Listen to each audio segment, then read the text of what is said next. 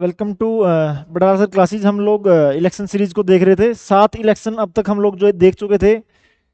जो लास्ट वाला इलेक्शन था, 7th इलेक्शन, वहां पे इंदिरा गांधी जी का रिटर्न होता है वापस।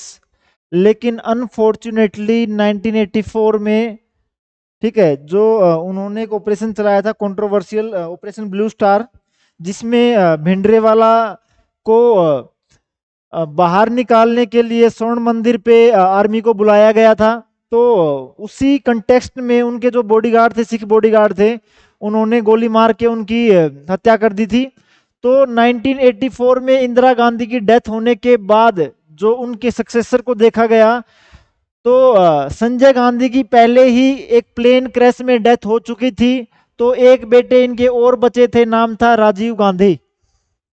तो राजीव गांधी को लेके आ जाता है पॉलिटिक्स में। इससे पहले ये पायलट थे, इनका पॉलिटिक्स से कोई भी लेना देना नहीं था। 1984 में आप सिंपैथेटिक वेव लगा लो या इंदिरा गांधी का क्लाउड लगा लो कि कांग्रेस अब तक की सबसे अच्छी परफॉर्मेंस देती है और 414, 516 में से 414 सीटें वो जीत जाती है। ये वाली बात होगी। और पहली बार बीजेपी गवर्नमेंट जो आज के टाइम पे रूल कर रही है, उसकी भी एंट्री होती है लोकसभा में। 2 सीटें यहां से बीजेपी भी जीत जाती है। ये आपकी 1984 से 89 की 8th जनरल इलेक्शन की कहानी थी। इसके बाद इसी के दौरान इसमें एक साल इंपॉर्टेंट आपका 1985।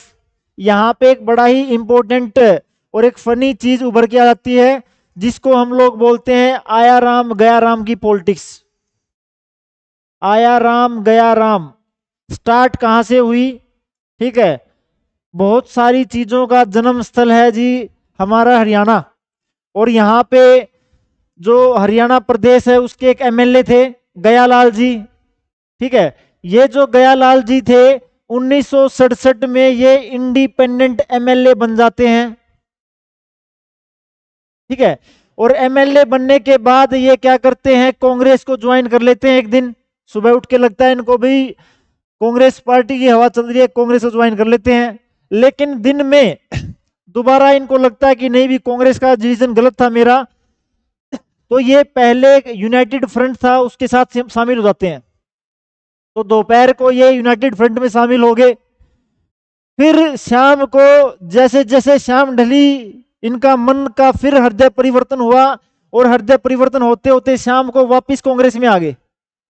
और कांग्रेस में जब आए, तो जो आपके वीरेंद्र सिंह है, अभी भी वीरेंद्र सिंह आपके, इन्होंने बोला कि जो पहले गया राम थे, गयालाल जी का बोला गया राम, अब वो वापस कांग्रेस में आ गए हैं, तो वो अभी आया राम है।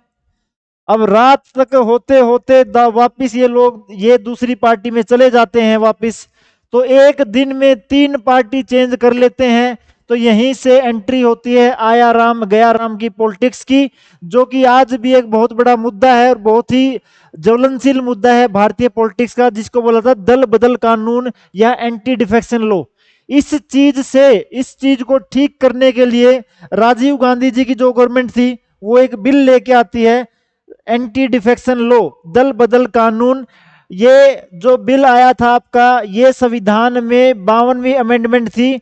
और इसके लिए एक स्पेशल अलग से शेड्यूल डाला गया, 10वां शेड्यूल। यहाँ पे जिस टाइम पे ये डिफेक्शन लॉ बना था, उस टाइम रूल ये था कि जितने भी कैंडिडेट एक पार्टी के हैं, उसमें से अगर 1/3 से कम दूसरी पार्टी में जाते हैं, तो स्पीकर के पास पावर है कि उनकी मेंबरशिप को रद्द कर दे। बाद में ये जो वाला नंबर 1/3 है, इसको बदल के 2/3 कर दिया जाता है। और आज भी ये नंबर 2/3 है। कहने का मतलब, अगर एक पार्टी के 2/3 जितने, मान लो इसका एग्जांपल ले लो आप, कि मान के देखो एक पार्टी में 18 एमएलए बने, उसके इलेक्शन लड़के, अगर 18 का 2/3 निकाल लो आप, कितना हो जाएगा? 12। ठीक है, ये 2/3 होगा आपका। तो एंटी डिफेक्शन लॉ ये बोलता है, अगर 12 से कम, अगर 11 भी किसी दूसरी पार्टी को ज्वाइन करते हैं, तो स्पीकर के पास पावर है इन 11 के 11 की मेंबरशिप को रद्द कर दे। लेकिन 12 या 12 से ज्यादा 12 या 12 से ज्यादा उस पार्टी को ज्वाइन करते हैं तो वो वैलिड होगा, उसको मर्जर माना जाएगा। ये वाली बात होगी आपकी।